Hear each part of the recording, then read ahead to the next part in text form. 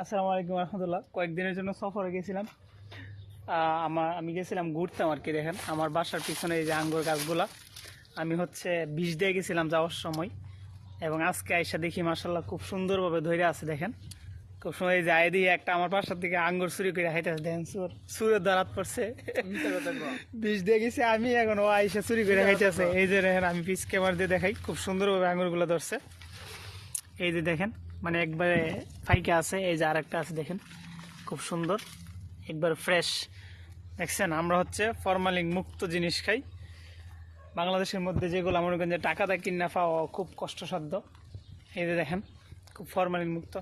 অনেকগুলো আঙ্গুর ধরছে, এই যে অনেকগুলো আঙ্গুর। এই যে সুরা আইসা চুরি করে আমার গাছ থেকে, সুরা আইসা চুরি করে আমার গাছ থেকে খাইতেছে। দেখেন, এই দেখেন, আমার থেকে অনুমতি নিছে না, বুঝছেন? আমার বাসার পিছনের গাছ আমার থেকে অনুমতি নিছে না।